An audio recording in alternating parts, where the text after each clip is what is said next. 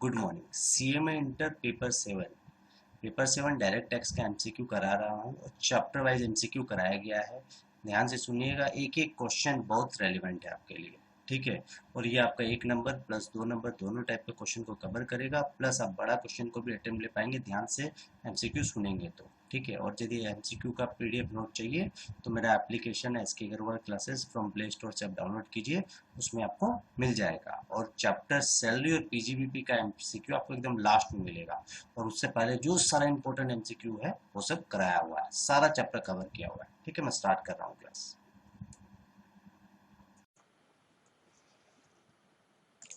CMA inter paper number 7 direct tax. अब direct tax का MCQ हम लोग चैप्टर वाइज करेंगे, हर चैप्टर का जितना इंपॉर्टेंट एमसीक्यू होगा सब करा देंगे। ध्यान से सुनिएगा, चैप्टर का कंसेप्ट भी क्लियर हो जाएगा, एकदम डायरेक्टली अब क्लास में आ रहे हैं।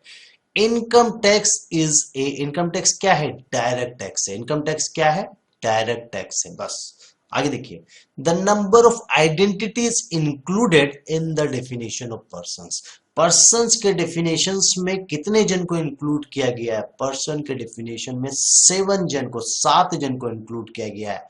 कौन कौन? Individual, HUF, company, firm, AOP association of persons, local authority and artificial judicial persons. ये 7 जन को इंडिविजुअल के डेफिनेशंस में इंक्लूड किया गया है। आगे देखिए, tax on agriculture income which union list contain. Agriculture income किस यूनियन लिस्ट में दिया गया है? एंट्री 46 में। Tax on income other than agriculture income which union list contain? Entry list 82। ध्यान से सुनिएगा, एग्रीकल्चर का इनकम किस यूनियन लिस्ट में दिया गया है? टैक्स ऑन एग्रीकल्चर इनकम है, याद रखिएगा। टैक्सेस ऑन एग्रीकल्चर इनकम किस यूनियन लिस्ट में दिया है? Entry 46। Agriculture income other than agriculture कौन सा होगा? एंट्री 82। बस कैसे याद रहेगा? टैक्सेशन ऑन एग्रीकल्चर इनकम कौन सा union list? Entry 46। Non agriculture income entry 82। बस इतना ही। आगे देखिए, क्वेश्चन नंबर 5, ध्यान से सुनिएगा। Financial year 2021 shall be consider as. ध्यान से सुनिएगा, फिनेंशियल ईयर कौन सा है? 2021। इसको क्या माना जाएगा? 2021 फिनेंशियल ईयर है तो इसको किस साल का असेसमेंट ईयर बोलेंगे? बोलिए, 1 साल पहले का ये असेसमेंट ईयर होगा, तो इसको बोला जाएगा 2021 को। 19-20 का क्या है? 2021 असेसमेंट ईयर है। और 2021 का असेसमेंट ईयर क्या होगा? यदि फिनेंशियल ईयर 2021 है तो असेसमेंट ईयर क्या होगा? 21-22। तो देखिए, financial year 2021 shall be considered as assessment year for the previous year 19-20। 19-20 का ये क्या है? 2021 असेसमेंट ईयर है। And previous year for the assessment year 21-22, और इसका असेसमेंट ईयर क्या होगा? 21-22। बहुत सिंपल सा क्वेश्चन है। क्वेश्चन नंबर 6 में आ जाइए। Following is not a head of income. इसमें से कौन सा हेड ऑफ इनकम नहीं है? तो क्या क्या हेड ऑफ इनकम होता है? देखिए, income from salary, income from house property, income from capital gain, income from business income and income from other sources. ये 5 हेड होते हैं। Income from interest on security बोल के कोई हेड नहीं होता है। क्वेश्चन नंबर 7 देखिए, if total income of a person is 3678888.34 it shall be rounded off. Rounded off कैसे होता है? देखिए, 10 रुपया तक राउंडेड ऑफ करना पड़ता है। देखिए, 5 या 5 से ज्यादा रहा तो ऊपर की तरफ राउंडेड ऑफ करेंगे, और 5 से नीचे रहा तो नीचे की तरफ राउंडेड ऑफ करेंगे। देखिए, जैसे एग्जांपल है 4876.50, तो ये लास्ट डिजिट देखिएगा, ये 5 से ज्यादा है, 6 है, तो ऊपर की तरफ राउंडेड ऑफ होगा। तो एकदम इसका 10 तक राउंडेड ऑफ कितना होगा? 4880 तक राउंडेड ऑफ हो जाएगा। देखिए, राउंडेड ऑफ 4880। और सपोज 6452 है, देखिए 5 से कम है, लास्ट वाला 2 है, तो ये नीचे की तरफ जो 10 नंबर आता है उसमें राउंडेड ऑफ हो जाएगा 6450 में। देखिए, इसमें क्या होगा? देखिए, 8 है माने 5 से ज्यादा है, तो ये ऊपर की तरफ राउंडेड ऑफ हो जाएगा, 90 हो जाएगा। ये 36789 की तरह राउंडेड ऑफ हो जाएगा। 5 और 5 से ऊपर रहा तो ये आगे की तरफ माने ऊपर से ऊपर वाला नंबर में राउंडेड ऑफ होगा, और 5 से नीचे रहा तो नीचे वाला नंबर में राउंडेड ऑफ होगा। 10 रुपया तक में राउंडेड ऑफ करना पड़ता है। आगे देखिए, ये बहुत क्वेश्चन नंबर 8, ध्यान से देखिए क्वेश्चन में क्या बोला है। क्वेश्चन में बोला है the basic exemption limit for a resident super senior citizen. Super senior citizen का एजम्पशन लिमिट पूछा है। अभी देखिए एक्ट में भी 3 प्रकार का सिटीजनशिप को डिस्ट्रीब्यूट कर दिया गया है। क्या चीज है देखिए, एज अप टू 60 ईयर, जिसका एज 60 ईयर है उसका एक एजम्पशन लिमिट, जिसका एज 60 से 80 साल तक है उसका एक लिमिट जिसको सीनियर सिटीजन बोलते हैं, और जिसका एज 80 साल से ऊपर है, 80 साल से ऊपर वालों को बोलते हैं सुपर सीनियर सिटीजन। और सुपर सीनियर सिटीजन का एजम्पशन लिमिट कितना दिया है? 5 लाख। आंसर कितना होगा? 5 लाख। अब देख लीजिए रेसिडेंट जो है इंडिविजुअल प्लस एचयूएफ, जो एज अप टू 60 ईयर में मैन वुमेन सब कवर है। देखिए एज अप टू 60 ईयर्स उसका एजम्पशन लिमिट कितना है? 2.5 लाख। फिर टैक्स रेट दिया है 2.5 से 5 लाख तक 5%, 5 से 10 लाख तक 20%, और 10 लाख से ऊपर होने से 30%। और सीनियर सिटीजन का एजम्पशन लिमिट कितना है? 3 लाख है। फिर उसका टैक्स रेट दिया है 3 से 5 लाख तक 5%, फिर 5 से 10 लाख 20%, फिर एबव 10 लाख 30%। और सुपर सीनियर सिटीजन का एजम्पशन लिमिट कितना है? 5 लाख है। 5 से 10 लाख का 20% और एबव 10 लाख 30% का टैक्स रेट है। और एक तो इंपॉर्टेंट क्वेश्चन देखिए एग्जाम में आता है, individual having net income up to 5 lakh will get tax rebate under section 87A में टैक्स रिबेट मिलेगा 12,500। इसका मतलब है कोई भी इंडिविजुअल जिसका इनकम 5 लाख तक है उसको टैक्स रिबेट 12,500 तक का मिल जाएगा। मतलब जिसका इनकम 5 लाख तक आएगा उसको कोई टैक्स नहीं देना पड़ेगा, उसका टैक्स लायबिलिटी आ जाएगा टैक्स रिबेट का बेनिफिट लेने से नील। ठीक है, अब देखिए next question. Mister A partner of ABC. ABC एक पार्टनरशिप फर्म है जिसका पार्टनर है मिस्टर ए। तो mister A is assessable as individual. Mister A किसके बेसिस में एसेसेबल होगा? इंडिविजुअल के बेसिस में। मिस्टर ए को क्या बोला जाएगा? इंडिविजुअल। आगे देखिए क्वेश्चन आया एग्जाम में, बहुत बार आता है। ठीक है, ये थोड़ा सा बड़ा क्वेश्चन है, मैं बता दे रहा हूं। ये क्वेश्चन 2018 जून में आया है और उससे पहले भी एक बार आया है। Explain the term tax planning, tax avoidance and tax evasion. ये 3 टर्म को समझाना है, शॉर्ट में समझा रहा हूं, कोशिश कीजिएगा समझने का। Tax planning means reducing tax liability by taking advantage of various tax exemption. Tax planning मतलब होता है कि अपना टैक्स का लायबिलिटी को कम करना। क्या चीज का एडवांटेज लेके? Various tax exemption. टैक्स में जो वेरियस एजेम्पशन दिया हुआ है उसका एडवांटेज लेके अपना टैक्स का लायबिलिटी को कम करना। एग्जांपल, जैसे आप contribution to pension fund, pension fund में पैसा लगा दिए या एलआईसी में पैसा लगा लिए तो हमको 80C में 1.5 लाख रुपया तक का टैक्स बेनिफिट मिल जाता है। मतलब 1.5 लाख रुपया हम इस समय इन्वेस्ट करेंगे तो मेरा उस 1.5 लाख में टैक्स नहीं लगेगा। तो उसको बोलते हैं टैक्स प्लानिंग। मतलब प्लानिंग करके जो एजम्पशन का बेनिफिट लेके टैक्स का लायबिलिटी को कम करना। दूसरा देखिए टैक्स इवेजन। टैक्स इवेजन मतलब होता है illegal way to reduce tax, गलत तरीका टैक्स को कम करने का। Example bogus expenditure. Example bogus expenditure मतलब क्या होता है? सपोज मेरा ट्रैवलिंग का खर्चा होता है 10 रुपया पर डे, लेकिन हम उसको दिखा रहे हैं 100 रुपया। बढ़ा के यदि हम खर्चा को बढ़ा देंगे तो मेरा क्या होगा? अल्टीमेटली इनकम कम हो जाएगा। इनकम कम होगा तो टैक्स क्या हो जाएगा? कम हो जाएगा। तो ये एक इलीगल तरीका है टैक्स को कम करने का। और एक होता है टैक्स अवॉइडेंस। टैक्स अवॉइडेंस मतलब होता है SSC legally tax advantage of loopholes in the act. Act में कुछ लूपहोल्स है, एक्ट में कुछ कमी है, उसका बेनिफिट लेके टैक्स को कम करना। बस इतना क्वेश्चन देखिएगा, इनफ है। Thank you. Good evening. CMA inter paper 7 में एमसीक्यू करेंगे income from capital gain. Capital gain का एमसीक्यू करेंगे, ध्यान से सुनिएगा, एक एक एमसीक्यू बहुत इंपॉर्टेंट है। अब बड़ा क्वेश्चन भी अटेम्प्ट ले पाएंगे। ठीक है, एकदम स्टार्टिंग कर रहे हैं। Question number 1, period of holding from long term capital gain is more than 3 years। याद रखिए कोई भी एसेट को 3 साल मतलब 36 मंथ रखने के बाद आप बेचते हो तो उस एसेट में आपको लॉन्ग टर्म कैपिटल गेन मिलता है। मतलब 3 साल से कम रखोगे और बेच दोगे तो short term capital gain realise होगा, प्रॉफिट होगा। तो ठीक है, और 3 साल से ज्यादा रख के बेचोगे किसी एसेट को तो उसमें लॉन्ग टर्म कैपिटल गेन होगा यदि प्रॉफिट होता है। ठीक है, ठीक है। तो period of holding long term capital gain के लिए 36 मंथ है, 3 years, और शॉर्ट टर्म के लिए बिलो 3 years। ठीक है। क्वेश्चन नंबर 2, ए जीरो कूपन बॉन्ड और listed equity shares. is a long-term capital asset if it is held for more than 12 months before transfer।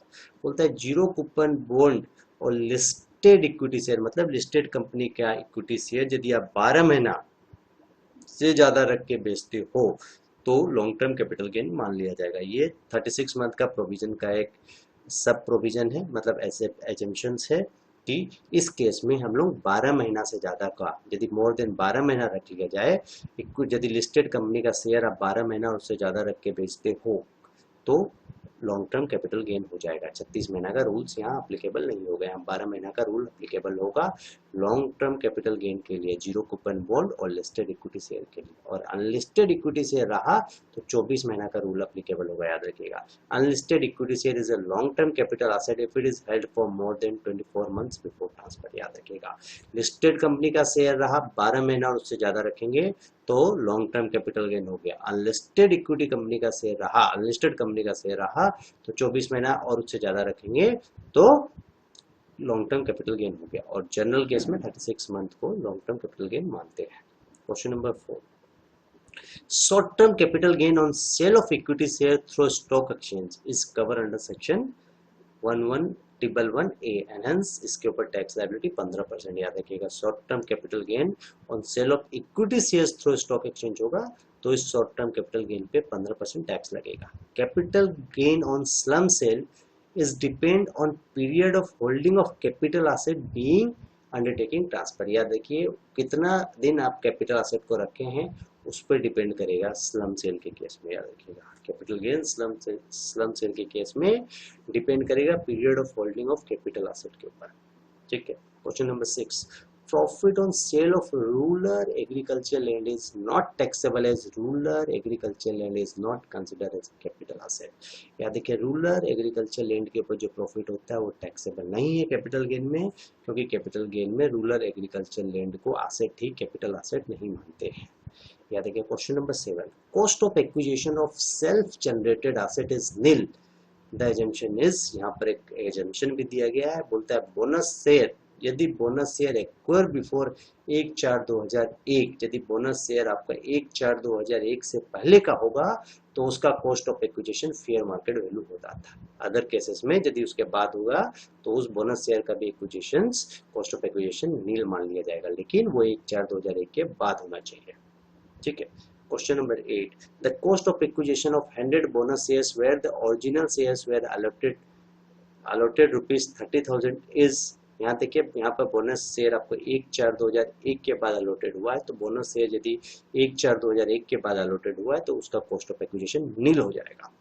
Interest on delay compensation और enhanced compensation is taxable on receive basis, या देखिए delay compensation और enhanced compensation का जो interest आता है जिस दिन आप रिसीव बेसिस में टैक्सेबल होता है। Question number 10, while computing taxable interest on delay compensation as standard deduction 50% का मिलता है, ठीक है। Question number 11, an individual purchase a painting on 1/11/2021 में 5 लाख रुपए का खरीदा था through fair market value of its asset, यदि उसका फेयर मार्केट वैल्यू 5,25,000 रुपया है तो 56(2) के हिसाब से क्या टैक्सेबल होना चाहिए? कुछ टैक्सेबल नहीं होगा, क्योंकि market value and actual consideration में 50,000 से ज्यादा का डिफरेंस नहीं है। यहाँ 5 लाख और 5,25,000 है, यहाँ यदि 5 लाख और 5,50,000 रहता तो भी कोई डिफरेंस नहीं होता, कि 50,000 तक का डिफरेंस अलाउ होगा, उससे ज्यादा होगा तो टैक्सेबल हो जाता। Question number 12, cost of acquisition of capital asset being immovable property acquired through gift cover under section is, क्या है देखिए, cost of acquisition capital asset being immovable property जो गिफ्ट के थ्रू एक्वायर होगा उसका क्या होगा? Stamp duty value of the property as consider while computing income under section इतना, तो स्टाम्प ड्यूटी का जो वैल्यू होगा उसका उसी को कंसीडर किया जाएगा cost of acquisitions. Question number 13, personal effect do not cover the following, personal effect में क्या क्या चीज कवर नहीं होता है? इमूवेबल प्रॉपर्टी, ड्राइंग, ज्वेलरी, कोई चीज कवर नहीं होता है। आंसर होगा all of the above. Question number 14, under section 54 capital gain will be allowed as exemption if the house property under transfer is held, जो हाउस प्रॉपर्टी आपको बेच रहे हो वो कम से कम आप 24 महीना से ज्यादा आप रखे हो उसको, उसके बाद बेच रहे हो तब एजम्पशन मिलेगा। More than 24 months preceding the date of transfer, तो अंडर सेक्शन 50 और capital gain will be allow as exemption. Capital gain का एजम्पशन तभी मिलेगा यदि उस हाउस प्रॉपर्टी को जिसको आप बेच रहे हो 24 महीना से ज्यादा आपने होल्ड करके रखा है। Question number 15, while computing capital gain on sale of immovable property, full value of consideration shall be, full value of consideration कितना होगा यहाँ पर, actual consideration और stamp duty value of the property transfer whichever is, actual consideration और stamp duty का जो value है जो higher होगा उसको consider कर लिया जाएगा। Question number 16, caution money forfeited by the SSC is taxable in the year of forfeiture, जिस साल आपने फॉरफीचर किया है वो इनकम फ्रॉम अदर सोर्सेस में टैक्सेबल हो जाएगा, याद रखिएगा। Question money forfeited by the SSC is taxable in the year of forfeiture under the head income from other sources. Gift of capital asset is not considered as transfer, however exemption is, याद रखिए capital asset पे जो gift होता है उसको transfer नहीं मानते हैं, याद रखिए उस पर एक एजम्पशन है। Share acquire under the employ stock option plan, यदि आपको शेयर इशू हुआ एजेंट एम्प्लॉय के बेसिस में तो उसको एक एजम्पशन दिया गया है। Question number 18, interest payable to a partner by a firm shall not exceed, जो इंटरेस्ट पेबल होता है पार्टनर्स को फर्म के द्वारा 12% से ज्यादा नहीं होना चाहिए पर आना। ठीक है, इस चैप्टर का इतना ही एमसीक्यू था। Thank you. CMA inter paper 7 direct tax का एमसीक्यू करेंगे। चैप्टर का नाम है income from other sources and clubbing of income, दोनों का एमसीक्यू करेंगे, ध्यान से सुनिएगा। ठीक है, cash gift is taxable if gift amount exceed, cash gift जो आपको कैश गिफ्ट मिलता है वो टैक्सेबल हो जाएगा यदि गिफ्ट का अमाउंट 50,000 से ज्यादा होगा, याद रखिएगा। तो the provision of section 56 subsection 2 under subsection 10 is applicable on all SSC, सब SSC पर 56 to 10 applicable है। Question number next 3, while computing income from other sources, deduction is not allowed to the SSC for personal expenditure, direct tax, interest payable outside India without TDS, all of the above, answer होगा all of them, याद रखिएगा। While computing income from other sources, जब income from other sources आप निकालेंगे इसमें से किसी चीज का भी आपको डिडक्शन नहीं मिलेगा। Question number 4, gift receive by an individual in certain circumstances is not taxable. ठीक है, गिफ्ट रिसीव टैक्सेबल नहीं होगा कुछ सर्कमस्टेंसेस में, उसका एक एग्जांपल है any gift receive on the occasion of the marriage of the individual, individual का शादी में कोई गिफ्ट मिला है वो टैक्सेबल नहीं होगा। Question number 5, following expenses are allowed from dividend income, याद देखिए डिविडेंड इनकम के ऊपर ये खर्चा अलाउड है। क्या खर्चा अलाउड है, interest on borrowed capital, borrowed capital पर जो इंटरेस्ट लगा है उसका डिडक्शन आपको मिल जाएगा डिविडेंड इनकम के साथ, बट उसका लिमिट है 10-20% से ज्यादा, डिविडेंड जितना डिविडेंड है उसका 20% से ज्यादा वो नहीं होना चाहिए। Question number 6, one of the following receipt is taxable under the head income from other sources, income from racing, horse race और रेसिंग से जो इनकम आता है इनकम फ्रॉम अदर सोर्सेस में चार्ज होता है। Question number 7, a person is deemed to have substantial interest in a company if he is the owner of at least 20% of equity capital of the company, याद रखिएगा एक person का substantial interest है company में माना जाएगा यदि वो कंपनी का कम से कम 20% शेयर लेके रखेगा। Question number 8, income of minor child is clubbed, however the clubbing provision is not applicable if, बोलता है माइनर चाइल्ड का इनकम क्लब हो जाता है, एकदम सही बात है, लेकिन क्लबिंग का प्रोविजन किस केस में माइनर चाइल्ड के ऊपर एप्लीकेबल नहीं होगा, यदि माइनर चाइल्ड आपका डिसेबल है, याद रखिएगा मतलब हैंडीकैप्ड है, minor is handicapped as specified under section 80U के हिसाब से माइनर यदि डिसेबल है हैंडीकैप्ड है तब माइनर का प्रोविजन जो माइनर का इनकम क्लबिंग नहीं होगा।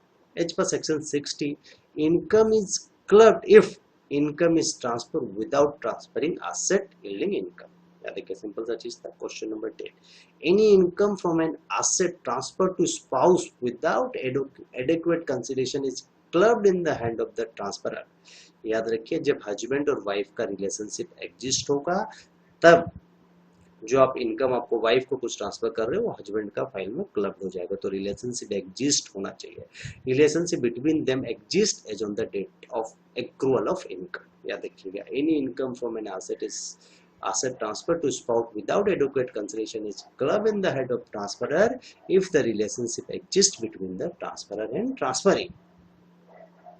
Question number 11. For the purpose of section 64, an individual has substantial interest in a company if he holds 20% of voting rights along with his relative. Here relative में कौन cover नहीं? Father-in-law. Question number 12. When income of a minor child is clubbed, SSC will get deduction under section 10 subsection 32 is 1500 रुपया का, याद रखिएगा. Income club subject to maximum 1500 रुपया. बोलता है यदि माइनर चाइल्ड का इनकम आपके साथ क्लब होगा तो एसएससी को 1500 रुपया तक का एजम्पशन मिलेगा, याद रखिएगा. ठीक है. Question number 13. Income from subletting is taxable under the head income from other sources. Subletting का इनकम कौन से मैंने हेड में आता है? इनकम फ्रॉम अदर सोर्स में आता है, याद रखिएगा. सबलेटिंग का रेंटिंग इनकम नहीं, इनकम फ्रॉम अदर सोर्सेस है ये. Question number 14. Amount receive under keyman insurance policy including bonus thereon is income under the income tax act. ये एक इनकम है, सिंपल सा क्वेश्चन है. Question number 15. Assumption under section 10 subsection 32 in respect of income of a minor child included in the hand of SSC under section 64 is restricted to 15 per child. बोलता है यदि minor child का income आपके साथ club हो जाएगा तो आपको पर चाइल्ड का 1500 का एजम्पशन मिलेगा. यही चीज बोला गया है, एजम्पशन मिलेगा 1500. तो 10 सबसेक्शन 32 एजम्पशन का बात करता है. यदि माइनर चाइल्ड का इनकम जो एसएससी के साथ क्लब्ड होगा उसको 1500 का एजम्पशन मिलेगा, वही चीज. Question number 16. ध्यान से सुनिएगा. Gift receive from a trust registered under section 12AA is not included in the taxable income of an individual. याद रखिएगा, जो रजिस्टर्ड ट्रस्ट है, याद रखिए रजिस्टर्ड कहाँ है? सेक्शन 12AA में रजिस्टर्ड है. उससे आप यदि कोई गिफ्ट लेते हो तो वो टैक्सेबल नहीं है. Question number 17. Any sum paid on account of income tax is not deductible while computing from other sources. या देखिए इनकम टैक्स का यदि कोई पेमेंट कर रहा है इनकम फ्रॉम अदर सोर्सेस से, वो डिडक्टेबल नहीं होगा. Question number 18. Dividend received from a company having only agriculture income is non-agriculture income in the hands of its shareholder. याद रखिएगा. ठीक है. डिविडेंड रिसीव कर रहा है from A company having only agriculture income. यदि कंपनी का सिर्फ एग्रीकल्चर इनकम ही है उसका नॉन एग्रीकल्चर इनकम मान दिया जाएगा शेयर होल्डर के हाथों में. Question number 19. There are two school of Hindu law. One is Mitakshara and the other is Dayabhaga. याद रखिएगा, सिंपल सा question. Question number 20. Total tax payable on a lottery income of ₹3 lakh as per section माने 115 बीबी 30% आप tax निकाल लीजिएगा. 3 लाख का 30% 90,000 होता है. काम खत्म. A DAS means a company which is not a domestic company. A foreign company means a company which is not a domestic company. Question number 22. Interest on refund on income tax paid in excess is क्या है? Taxable receipt. याद रखिएगा, refund पे कुछ income tax आपका interest मिलता है, refund पे वो टैक्सेबल है. ठीक है. Question number 23. Amount received towards permissions for putting up hoarding at the top of the building is taxable under the head income from other sources. आप अपने घर में कोई होर्डिंग लगा रहे हो, किसी का एडवर्टाइजमेंट कर रहे हो, उससे कोई इनकम आ रहा है, इनकम फ्रॉम अदर सोर्सेस है. Compensation received from an insurer on account of damage to the crop is an agriculture income. Question number 25. Received from TV serial shooting in a farmhouse is non-agriculture income. Question number 26. Income up to rupees days is exempt in respect of each minor child. याद रखिए minor child का जो income होता है उसको 1500 रुपया तक का उसमें एजम्पशन मिलता है, वही चीज लिखा हुआ है. Income up to ₹1500 is exempt in respect of minor child whose income is clubbed. ठीक है. Family pension is taxable under the head income from other sources. Family pension taxable होगा इनकम फ्रॉम अदर सोर्सेस में. Question number 28. Mister X gifted a property to his son wife who sold such property later. उसने उस property को बाद में बेच दिया. The profit arising from this sale is taxable in the hand of Mr. X. Thank you. ये chapter में इतना MCQ है.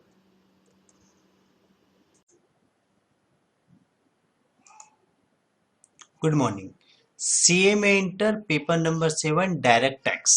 आज एमसीक्यू का दूसरा क्लास करेंगे और टॉपिक पढ़ेंगे इनकम फ्रॉम हाउस प्रॉपर्टी। तीसरा क्लास में मैं इनकम फ्रॉम सैलरी कराऊंगा। ठीक है, अब डायरेक्टली एमसीक्यू में आ रहा हूँ। 16-17 के आसपास एमसीक्यू है और सब इंपॉर्टेंट है, कोई सा भी एमसीक्यू गलती से भी मत छोड़िएगा। ठीक है, डायरेक्टली मैं क्लास में आ रहा हूँ। देखिए question number 1, net annual value of A self occupied property is. Net annual value self occupied property का नील होता है। ध्यान से सुनिएगा, हाउस प्रॉपर्टी में इनकम फ्रॉम हाउस प्रॉपर्टी में दो सेल्फ ऑक्युपाइड प्रॉपर्टी का हम जीएवी नील दिखा सकते हैं। तो जीएवी नील दिखा सकते हैं तो एनएवी ऑटोमेटिकली दो सेल्फ ऑक्युपाइड प्रॉपर्टी का नील हो जाएगा। इसी की जगह यदि लेट आउट प्रॉपर्टी होता तो उसका एनएवी क्या होता, higher of the municipal value और फेयर वैल्यू का हायर लेना पड़ता। लेकिन क्वेश्चन में देखिए सेल्फ ऑक्युपाइड प्रॉपर्टी का एनएवी पूछा है, तो दो सेल्फ ऑक्युपाइड प्रॉपर्टी का एनएवी नील दिखा सकते हैं इनकम फ्रॉम एचपी में, याद रखिएगा। Question number 2, deduction under section 24 subsection A. 24 subsection A में याद देखिए लेट आउट प्रॉपर्टी में स्टैंडर्ड डिडक्शन 30% मिलता है सेक्शन 24 सबसेक्शन ए में। 30% किसका, नेट एनुअल वैल्यू का, याद रखिए। तो deduction under section 24 A is 30% of net annual value of the house property. Question number 3, deduction under section 24 A is not available when. कब आपको 24 सबसेक्शन ए मतलब स्टैंडर्ड डिडक्शन जो 30% मिलता है आपको कब नहीं मिलेगा, जब आपका net annual value is zero और नेगेटिव। जब आपका एनएवी जीरो आएगा या नेगेटिव आएगा तब आपको स्टैंडर्ड डिडक्शन 30% नहीं मिलेगा। याद रखिएगा, स्टैंडर्ड डिडक्शन हमेशा लेट आउट प्रॉपर्टी में मिलता है, सेल्फ ऑक्युपाइड प्रॉपर्टी में नहीं मिलता है। ठीक है, question number 4, a house property located outside India is taxable in the hands of RORA मतलब resident and ordinary resident SSC. याद रखिए RORA का सारा इनकम टैक्सेबल है। मतलब इंडिया में जो इनकम कमा रहा है, मतलब इंडिया में हाउस प्रॉपर्टी पे कोई रेंट पे इनकम कमा रहा है वो भी टैक्सेबल है। इंडिया के बाहर यदि श्रीलंका, अमेरिका, कोई भी फॉरेन कंट्री में कोई हाउस प्रॉपर्टी पे इनकम कमा रहा है तो उसका वो इनकम भी टैक्सेबल है। तो RORA का सारा इनकम टैक्सेबल है, याद रखिएगा। तो house property located outside India is taxable in the hands of RORA। Question number 5 देखिए, for the purpose of claiming higher deduction under section 24 subsection B while computing income from self occupied property SSC is required to take। बोलता है, याद रखिएगा, self occupied property में interest on borrowed capital का deduction मिलता है section 24 subsection B में, और 2 लाख तक का आपको डिडक्शन मिल सकता है। लेकिन उसके लिए 3 कंडीशन है। पहला कंडीशन है आपका लोन ऑन और आफ्टर 1/4/1999 के बाद लोन लेना चाहिए। पहला है आपका लोन ऑन और आफ्टर 1/4/1999 होना चाहिए। दूसरा है आपका लोन जो लिए आप घर खरीदने के लिए लिए होंगे या घर को कंस्ट्रक्शन करने के लिए लिए होंगे। और तीसरा है जो कंस्ट्रक्शन है आपका 5 साल में कंप्लीट हो जाना चाहिए। तो तीनों कंडीशन सेटिस्फाइड होना चाहिए, लेकिन ऑप्शन में आपको सिर्फ एक कंडीशन दिया है, लोन ऑन और आफ्टर 1/4/1999, इसीलिए इसको मान लिया जाएगा। और याद रखिएगा सेल्फ ऑक्युपाइड प्रॉपर्टी में ही सिर्फ डिडक्शन अंडर सेक्शन 24B का मिलता है और मैक्सिमम 2 लाख रुपया तक का मिल सकता है। Question number 6, following SSCs can consider a house property as self occupied। बहुत इजी है, individual and HUF. Individual and HUF का 2 सेल्फ ऑक्युपाइड प्रॉपर्टी का एनएवी नील हो सकता है, याद रखिएगा। Income from subletting is taxable under the head income from other sources. याद देखिए सबलेटिंग का इनकम फ्रॉम अदर सोर्सेस माना जाता है और टैक्सेबल होता है सबलेटिंग का इनकम कौन सा हेड में, इनकम फ्रॉम अदर सोर्सेस में। क्वेश्चन नंबर 8 देखिए, interest relating to pre construction period is allowable. याद रखिए प्री कंस्ट्रक्शन पीरियड का इंटरेस्ट अलाउएबल है। देखिए 4 ऑप्शन दिया है, in 5 equal instalment from the year in which it was incurred. in the year in which it was incurred, in the year in which house property was constructed, or none of the above. ये देखिए इसका actual answer होगा in 5 equal installment from the year in which it was constructed, जिस साल constructed हुआ था वहां से 5 साल।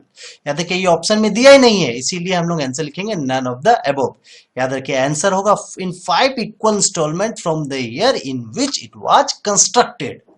ठीक है, क्वेश्चन नंबर 9 देखिए, which of the following deduction is not allowable in case of a deemed to be let out house। याद रखिए deemed to be let out property में ये तीनों डिडक्शन नहीं मिलता है, याद रखिएगा नॉट अलाउड लिखा है। विच of the following deduction is not allowed, याद रखिए न्यू कंस्ट्रक्शन अलाउंसेस नहीं मिलता है, रिपेयर का खर्चा नहीं मिलता है डिडक्शन, वैकेंसी अलाउंस नहीं मिलता है, तो all of the above answer होगा। याद रखिए which of the following deduction is not allowed, deduction नहीं अलाउ किया जाता है in case of a deem to be let house में। याद रखिए deem to be let out house में कोई सा भी डिडक्शन नहीं मिलेगा, तो ऑल ऑफ द अबव लिखेंगे आंसर। क्वेश्चन नंबर 10 देखिए, one out of the following house property is not exempted, इसका मतलब ये जो 4 ऑप्शन दिया उसमें से कौन सा टैक्सेबल है, नॉट एग्जेम्प्टेड लिखा है। One out of the following house property is taxable, घुमा फिरा के इसका मतलब ये नॉट इज नॉट एग्जेम्प्टेड मतलब इज टैक्सेबल, इसमें से कौन सा हाउस प्रॉपर्टी टैक्सेबल है, मतलब कौन सा हाउस प्रॉपर्टी का इनकम टैक्सेबल है। देखिए house property of a political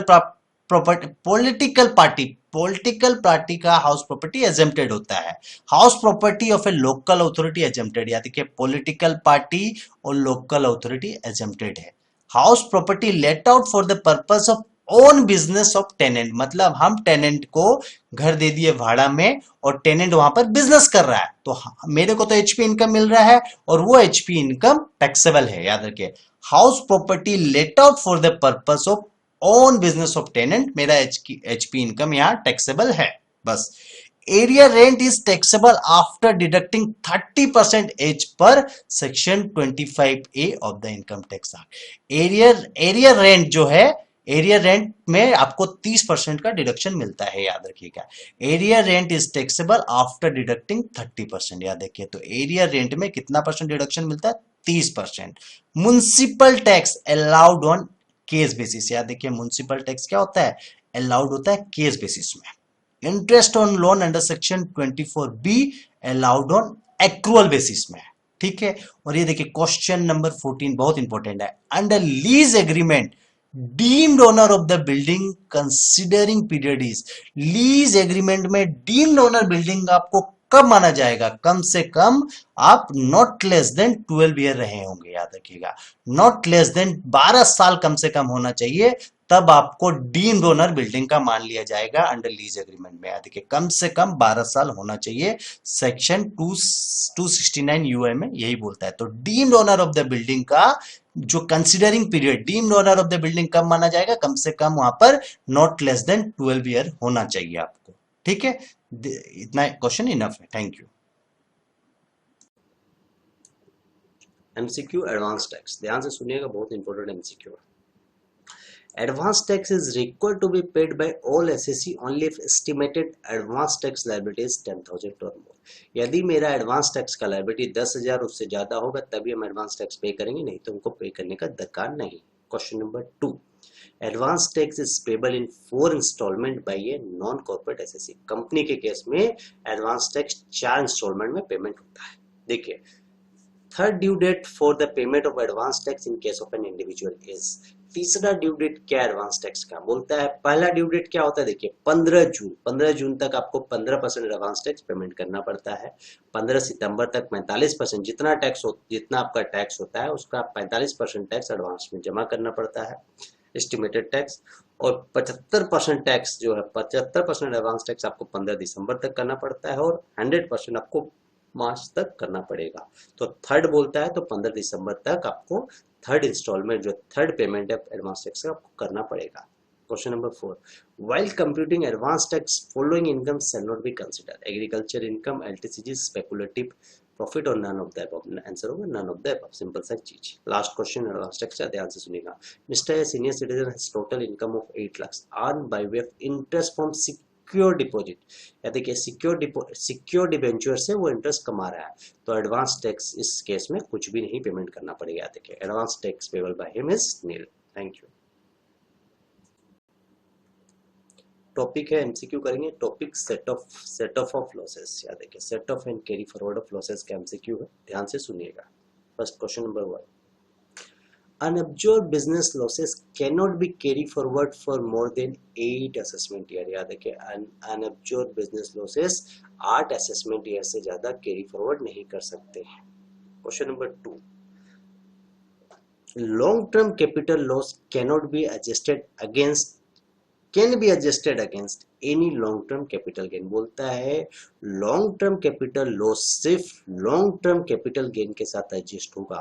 इसका मतलब long term capital gain short term capital loss के साथ एडजस्ट नहीं हो सकता है। long term सिर्फ long term का प्रॉफिट और लॉस के साथ एडजस्ट होगा।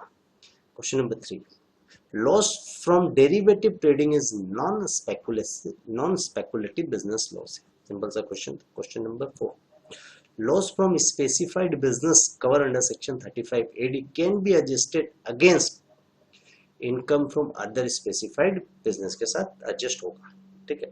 Question number 5, unabsorbed depreciation can be carry forward for any number of year। याद रखिए unabsorbed depreciation any number of year तक आप carry forward कर सकते हैं। Question number 7, the alternative minimum rate under section 115 जेसी मतलब बोलता है मेट का मिनिमम अल्टरनेटिव टैक्स का रेट क्या है, 18.5% ऑफ एडजस्टेड टोटल इनकम है। ठीक है, मेट का रेट पूछ रहा है 18.5% है। Question number 8, unabsorbed loss under the head capital gains shall be carry forward for a period of 8 assessment year immediate following the assessment year in which such loss was incurred। याद है कि unabsorbed loss under the head capital gain carry forward हो सकता है 8 assessment year तक। याद रखिएगा। Question number 9, loss from gambling cannot be carry forward and set of in subsequent year. याद रखिएगा गैम्बलिंग का loss carry forward and set of नहीं हो सकता है सब्सिक्वेंट ईयर में। ठीक है, under profit from gambling. Carry question number 10, carry forward and set of accumulated losses and unabsorbed depreciation in case of demerger। demerger is deal with section 72A subsection 4। याद रखिएगा, ये सेक्शन याद करना है बस और कुछ नहीं है। Accumulated loss and unabsorbed depreciation जो डिमर्जर के समय होता है उसका section 72A subsection 4। Loss from non speculation business can be set of against profit derive from speculation business. याद रखिए नॉन स्पेकुलेशन का लॉस स्पेकुलेशन के साथ एडजस्ट हो सकता है, बोल रहा है। Question number 12, Mr. Nathan acquire a building for 10 lakhs when the stamp duty valuation authority का रेट है 10,25,000 from stamp duty purpose। the amount taxable, इसके यहाँ पर taxable amount कुछ नहीं होगा, नील होगा, क्योंकि जो रेट है एक्वायरिंग रेट और स्टाम्प वैल्यूएशन अथॉरिटी का रेट के बीच यदि 50,000 से ज्यादा का डिफरेंस होता है तब टैक्सेबल होता है। दोनों का डिफरेंस 50,000 से कम का है, इसलिए टैक्सेबल नहीं होगा। Thank you. चैप्टर में इतना ही है।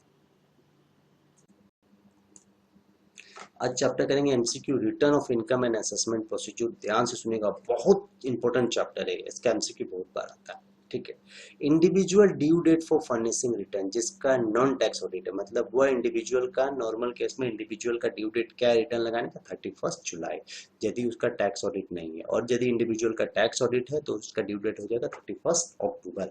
और कंपनी का केस में ड्यू डेट क्या होता है रिटर्न फाइल करने का, 31 अक्टूबर। याद है कि सिंपल सा केस है। क्वेश्चन नंबर 1 में बोलता है इंडिविजुअल का ड्यू डेट क्या है फर्निशिंग रिटर्न जिसका टैक्स ऑडिट नहीं है, 31 जुलाई। Individual due date for furnishing return having tax audit, individual का यदि टैक्स ऑडिट है तो उसका ड्यू डेट हो जाएगा रिटर्न फाइल करने का 31 अक्टूबर। और कंपनी का ड्यू डेट क्या है रिटर्न फाइल करने का, 31 अक्टूबर। Question number 4, where assessment has not been completed, belated income tax return for assessment year 2022-23 can be filed up to 31 दिसंबर 2022 तक फाइल कर सकता है। क्वेश्चन नंबर 5, बिलेटेड रिटर्न कब तक फाइल कर सकता है असेसमेंट ईयर 22-23 का, 31 दिसंबर 2022 तक। Question number 5, following form number is to be used for filing the return of income by an individual having business income. Business income में अभी ITR 4 फाइल कर रहे हैं तो ITR 4 लिखिएगा वहां पर। क्वेश्चन नंबर 5, कोटिंग पेन, मतलब पेन नंबर मेंशन करना is compulsory in the following transaction. याद रखिए कोई भी ट्रांजैक्शन आप 50,000 से ज्यादा का करेंगे तो उसमें PAN number put pan number डालना मैंडेटरी होता है, भले कैश डिपॉजिट कर रहे हैं 50,000 या पेमेंट कर रहे हैं किसी को 50,000 का, तो पैन नंबर डालना मैंडेटरी हो जा रहा है। तो payment to LLP exceeding 50,000 in a financial year, वहाँ पैन नंबर डालना पड़ेगा। Question number 7, the notice for making scrutiny assessment can be served on the SSC within 6 months from the end of the financial year in which the return is furnished।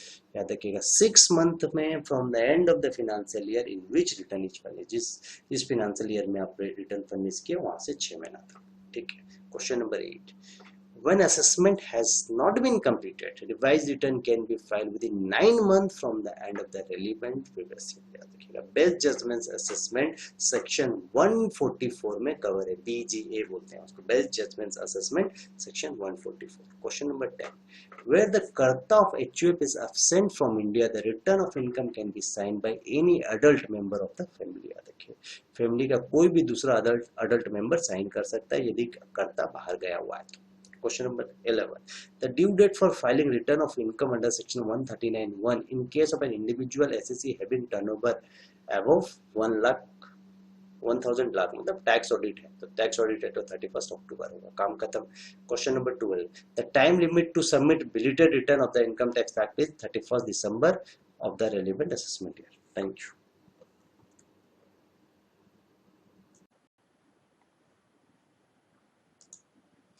Good morning. आज CMA inter paper 7 direct tax का MCQ करेंगे।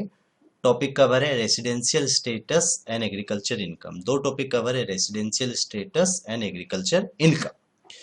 2 minute सुनिए। Residential status क्यों निकालते हैं? Residential status इसीलिए निकालते हैं कि इंडिया में टैक्स देना है या नहीं। इंडिया के हिसाब से यदि रेसिडेंशियल स्टेटस होगा तो इंडिया में टैक्स देगा और यदि नहीं होगा तो नहीं देगा। ठीक है। देखिए पहला question, an individual is said to be resident in India if, an individual को रेसिडेंट ऑफ इंडिया कब बोलते हैं? ध्यान से सुनिएगा, आगे थोड़ा सा समझ लीजिए। सेटिस्फाइड एनी वन कंडीशन, एक कंडीशन सेटिस्फाइड होगा तो वो रेसिडेंट इन इंडिया माना जाएगा और इंडिया में उसको टैक्स देना पड़ेगा। पहला कंडीशन क्या है? He is in India for 182 days और more in the relevant previous year. Previous year में वो इंडिया में 182 दिन या उससे ज्यादा रहा हो। प्रीवियस ईयर में 182 दिन इंडिया में वो रहा हो या उससे ज्यादा रहा हो। और दूसरा कंडीशन क्या बोलता है? He is in India for 60 days और more during the relevant previous year plus 365 days और more during 4 previous year immediate preceding year. बोलता है कि पिछला साल वो 60 दिन या उससे ज्यादा रहा हो इंडिया में और उसके पहले वाला 4 साल 365 दिन रहा हो इंडिया में। दो कंडीशन है, 60 साल पिछला, 60 दिन पिछला साल और उसके पीछे 4 साल 365 दिन। तो दोनों में से एक कंडीशन, पहले 182 दिन वाला या 60 दिन वाला, दोनों में से एक कंडीशन सेटिस्फाइड होगा तो वो रेसिडेंट इन इंडिया माना जाएगा। ठीक है। लेकिन ऑप्शन में आपका जनरली यही वाला दिया जाता है, he is in India in the previous year for a period of 182 days और मोर। वो इंडिया में पिछला साल 182 दिन और उससे ज्यादा था तभी रेसिडेंट इन इंडिया बोला जाता है। इसका दो कंडीशन, 182 दिन और 60 दिन, दोनों में से कोई सा भी एक दिया होगा। ऑप्शन में यही दिया रहता है, he is in India in the previous year for 182 days और मोर। वो पिछला साल इंडिया में 182 दिन रहा। और पीरियड याद रखेगा अप्रैल से मार्च तक का लीजिएगा। सपोज 1 अप्रैल 2020 से 31 मार्च 2021 का। ठीक है। फिनेंशियल ईयर 20-21 का बोल रहे हैं और 21-22 का होगा 1 अप्रैल 2021 से 31 मार्च 2022। ठीक है। अब दूसरा क्वेश्चन देखिए, HUF Hindu undivided family is said to be resident in India if control and management of its affair wholly or partially situated in India। HUF का याद रखिएगा, control and management of its affair wholly होगा India में तब भी ठीक है और पार्शियली होगा इंडिया में तब भी उसको रेसिडेंट ऑफ इंडिया मान लिया जाएगा। तो N HUF is said to be resident in India if control and management of its affair wholly or partially situated in India। Question number 3, an Indian citizen living in India during the previous year for the employment purpose is said to be resident in India. यदि कोई Indian citizen employment के लिए बाहर जा रहा है उसको resident of India कब बोलेंगे? जब वो 182 दिन पिछला साल रहा होगा। सिंपल सा बात है।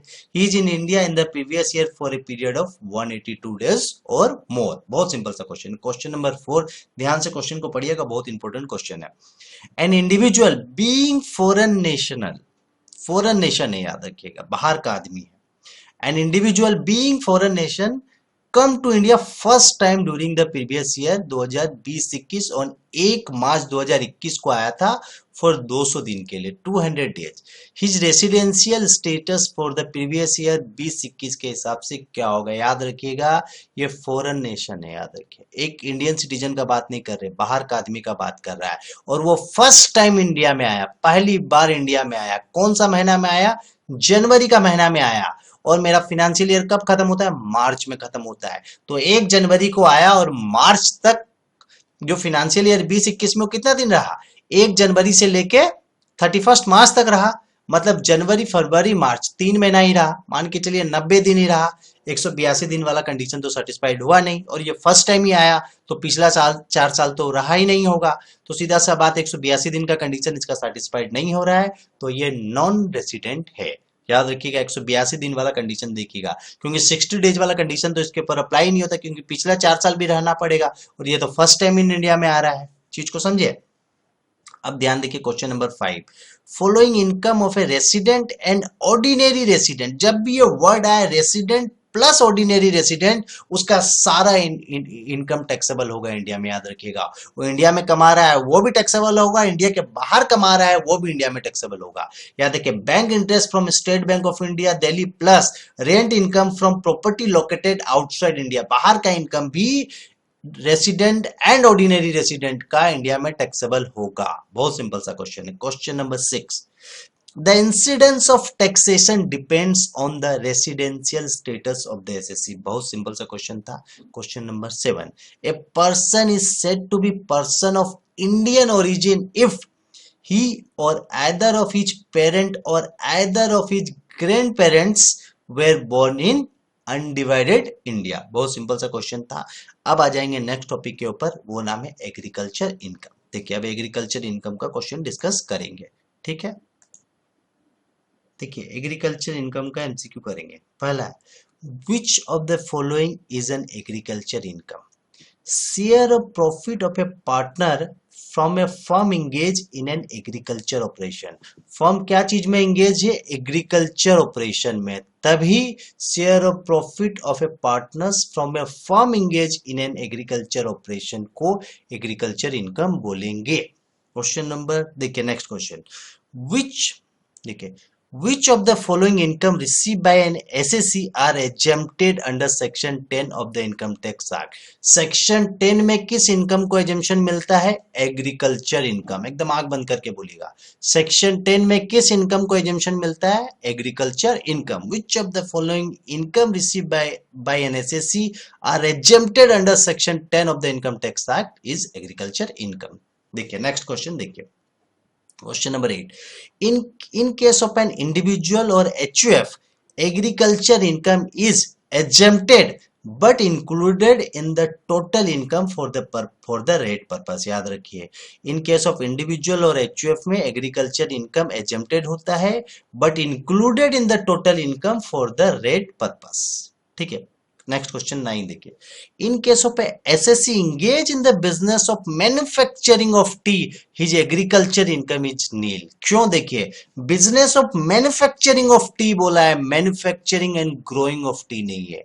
यदि growing and manufacturing of T रहता तब एग्रीकल्चर इनकम टैक्सेबल होता, लेकिन सिर्फ मैन्युफैक्चरिंग, बिजनेस क्या चीज का? मैन्युफैक्चरिंग ऑफ टी है, तब इसका एग्रीकल्चर इनकम नील हो जाएगा। याद रखिएगा।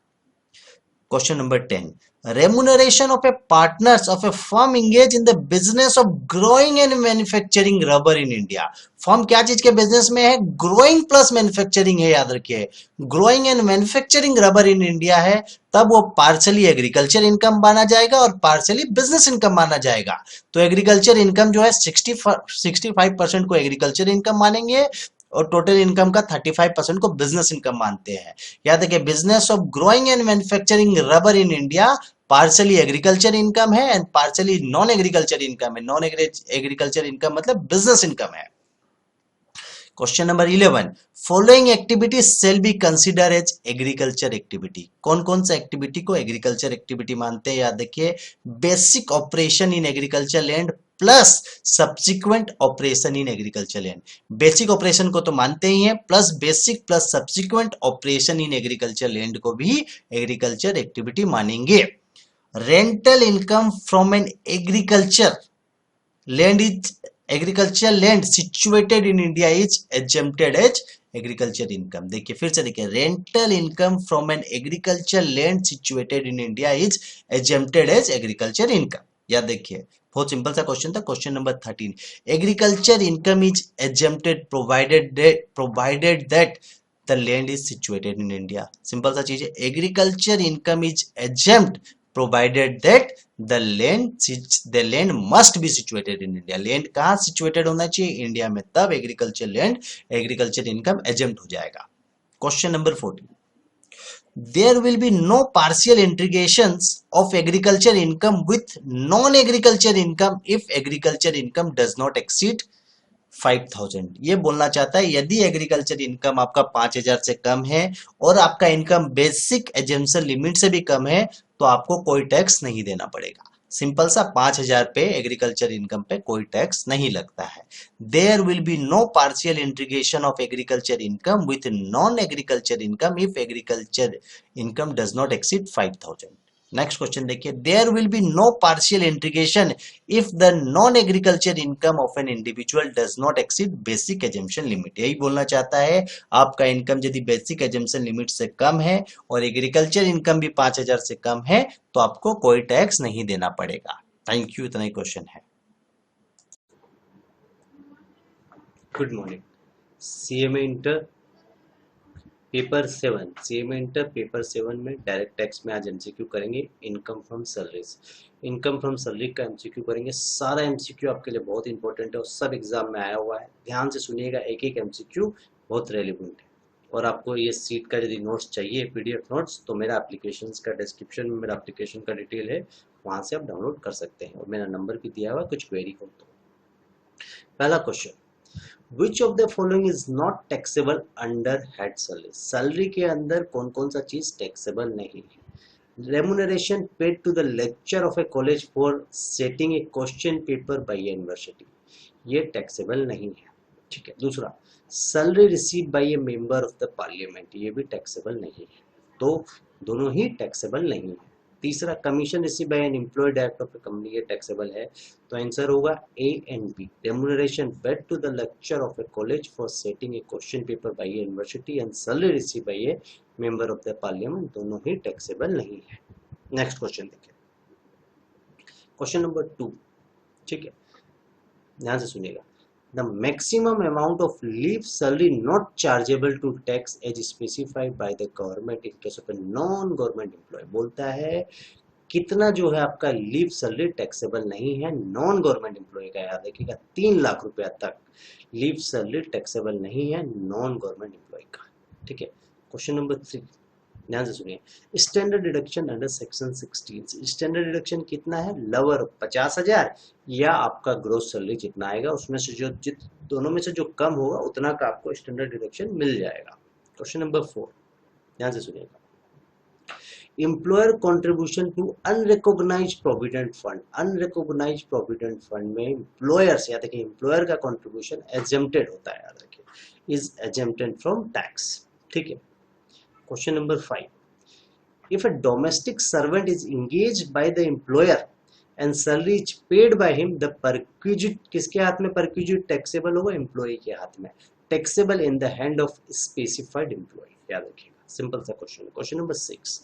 Which of the following is taxable under the head salary? Salary के अंदर कौन सा टैक्सेबल होता है? सिंपल सा है, commission receive by an employ director of a company. याद रखिएगा, कंपनी का कोई एम्प्लॉय डायरेक्टर है तो वो टैक्सेबल है अंडर द हेड सैलरी में। याद रखिएगा, commission receive by an employ director of a company.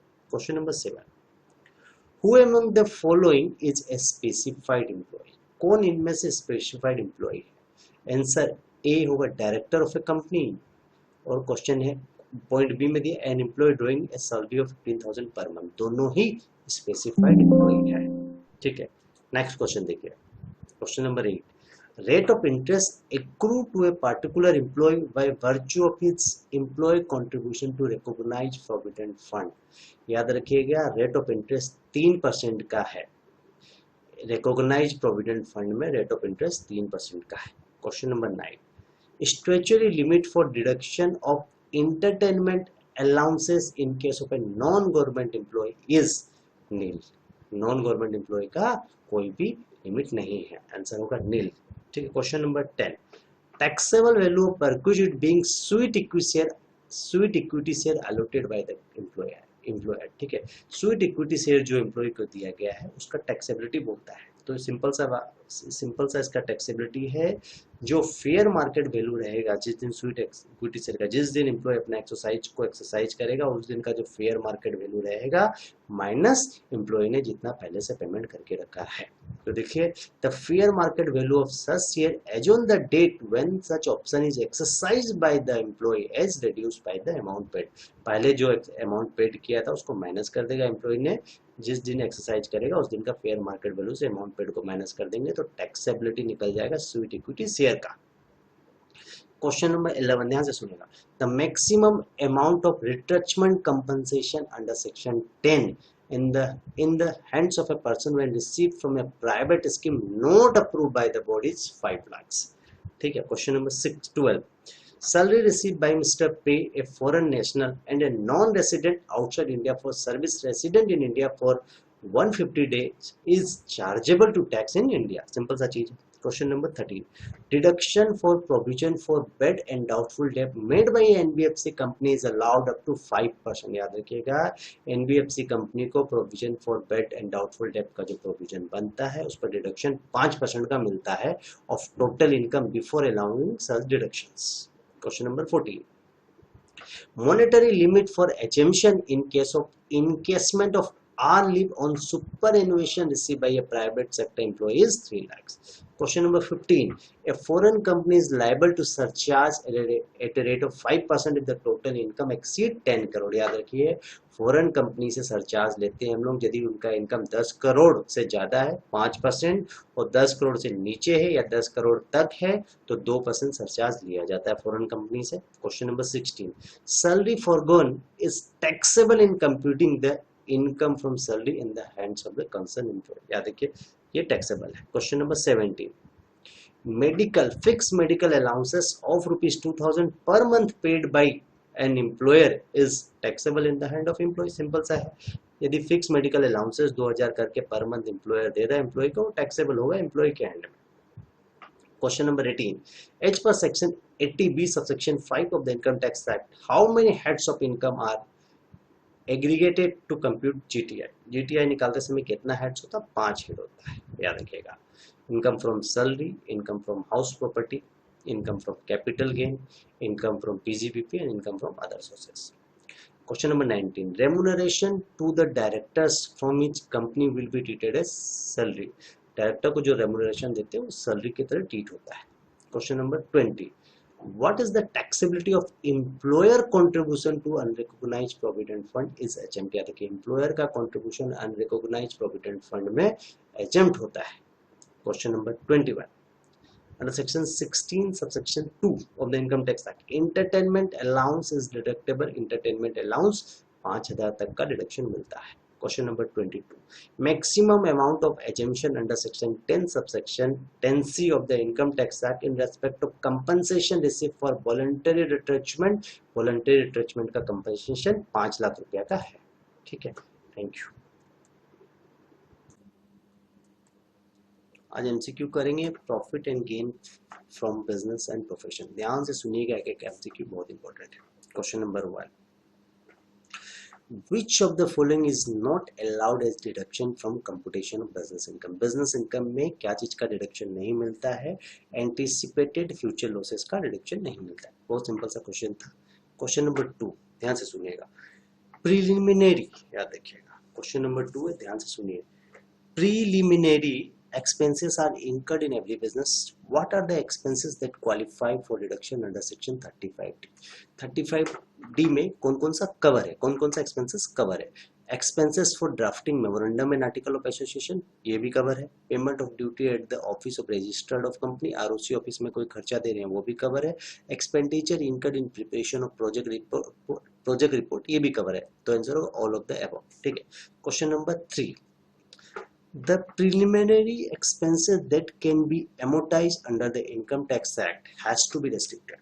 बोलता है प्रिलिमिनरी एक्सपेंसेस जो एमोटाइज होगा हर साल maximum 5% of the cost of project हो सकता है. कितना हो सकता है? Maximum 5% of the cost of the project. याद रखिए. Question number 4, expenditure incurred by a company for the purpose of promoting family planning among its employee being of a capital nature. याद रखिए. फैमिली प्लानिंग का जो promoting होता है, promoting family planning का जो खर्चा है, याद रखिए. Expenditure incurred by a company के द्वारा for the purpose of promoting family planning among its employ, जो कैपिटल नेचर का खर्चा है उसका याद रखिएगा 20% ही हर साल अलाउ है. मतलब 1/5 of the expenditure is allow as deduction in the previous year. याद रखिएगा 20% खर्चा जो है अलाउड है. Question number 5, same type question. Expenditure on promotion of family planning is an allowance as deduction under section 36 of the income tax act in case of company. याद रखिए. Expenditure on promotion of family planning किसको allow है? सिर्फ company SSC को allow है. याद रखिए. Question number 6, claim of deduction is mandatory. याद रखिए. डिडक्शन का क्लेम करना मैंडेटरी है while computing business income of the SSC. PGBP का कैलकुलेशन करेंगे तो डिडक्शन का क्लेम करना मैंडेटरी है. Question number 7, in case of loss a partnership firm may claim deduction in respect of remuneration to a partner to the extent. याद रखिए loss के समय जो आपने पार्टनरशिप फर्म माने डिडक्शन क्लेम करता है रेमुनरेशन ऑफ पार्टनर्स का, मैक्सिमम कितना कर सकता है? 1.5 लाख कर सकता है. या actual remuneration whichever is lower होगा उतना ही कर सकता है. Question number 8, case payment on a single day to a single party of more than 10,000 is disallowed. एक सिंगल पार्टी को 10,000 से ज्यादा का कैश पेमेंट करेंगे सिंगल डे में तो डिसअलाउड हो जाएगा. Payment of transport of goods in case, याद रखिए ट्रांसपोर्टर को, याद रखिए ट्रांसपोर्ट ऑफ गुड्स के समय 35,000 तक का कैश पेमेंट कर सकते हैं, तब तक अलाउ है. 35,000 से ज्यादा का करेंगे तो डिसअलाउ हो जाएगा. याद रखिएगा. Question number 10, a payment of 25,000 is made to the road transport operator on 25 in case consequently amount disallowed. याद रखिए डिसअलाउ 0 होगा क्योंकि ट्रांसपोर्ट के समय 35,000 तक का खर्चा अलाउ किया गया है केस में. नॉर्मल केस में 10,000 है, ट्रांसपोर्ट के समय 35,000 है. Question number 11, deduction under section 35AD is available in respect of expenditure on specified business. One of them is setting up and operating A cold chain facility. ठीक है. Question number 12, deduction under section 35AD is available in respect of expenditure on a specified business provided such business commences operation on or after 1/4/2009 subject to an assumption that business of laying and operating a cross country natural gas pipeline network may be commenced at any time on or after. याद रखिए business commence हुआ होगा उसका 1/4/2007 के बाद. याद रखिए business of laying and operating A cross country natural gas pipeline network का जो है स्टार्ट हुआ होगा, कमेंस हुआ होगा एट एनी टाइम ऑन और आफ्टर 1/4/2007 के बाद ही वो स्टार्ट हुआ होगा, तभी एजम्पशन मिलेगा, नहीं तो नहीं मिलेगा. याद रखिएगा. Question number 12, salary paid to a working partner of a firm is chargeable to income tax in the hand of such partner under the head profit and gain of business or profession. याद रखिएगा salary paid to a working partner of a firm is chargeable to income tax in the hand of such partner. कौन सा head में? PGBP में. याद रखिएगा. Question number 14, the depreciation allowed in respect of an asset used for the purpose of business for less than 180 दिन से कम asset को use किया गया है तो उस पर डिप्रिसिएशन कितना 50% ही नॉर्मल रेट का अलाउड होगा. याद रखिएगा. Depreciation allowable in aspect of an asset use for the purpose of business for less than 180 days shall be restricted to 50% of the normal rate of depreciation. Question number 15, a person on 4 goods vehicles other than heavy vehicles, his estimated annual income is कितना होगा? 7,500 मैंने per month allow हुआ है, तो 7,500 into 12 month into 4 vehicle 3,60,000 तक का allowable है। Question number 16, the monetary ceiling limit for exemption for gratuity receive under the payment of gratuity act is 20 lakhs। Question number 17, interest received on delay payment of enhance compensation shall be deemed to be income, उसको income मानते हैं। Enhance compensation पे जो interest receive होता है उसको income मानते हैं। काम खत्म। The rate of depreciation on general plant and machinery is 15% और कंप्यूटर पे कितना 40% है। Question number 19, days is a non-recurring expenditure, capital expenses is a non-recurring expenditure है, whereas revenue expenditure is normally a recurring one। Question number 20, depreciation on an asset purchased and kept as a standby will be allowed in spite of the same has not been put to use as it has passive use by the SSC during the year। Simple सा question था। Question number 21, according to section 40A, where the SSC incurred any expenditure in respect of which payment is made in a sum exceeding 10,000, बताए थे पहले, otherwise then by a cross check or account paid check, and 100% of such expenditure shall not be allowed as deduction। Simple सा चीज है, ऊपर बता चुके हैं 10,000 तक का कैश में एक्सपेंडिचर अलाउड है, उससे ज्यादा करेगा तो डिसअलाउड हो जाएगा। Question number 22, a partnership firm will be treated as non-resident only if the whole of the control and management of its affairs is situated outside। उसका पूरा entire control outside India situated होगा तभी मानेंगे non resident है। Question number 23, an employee of a partnership firm is treated as a specified employee if the income under the head salary excluding non-monetary perquisite exceeds 50,000। ठीक है। Question number 24, an SSC engaged in the business of growing and manufacturing tea in India, the proportionate taxable as business income shall be 40%। Simple सा चीज है। The rate of depreciation under section 32 on intangible asset पे कितना rate of depreciation है? 25% है। सारा MCQ बहुत important है। Thank you.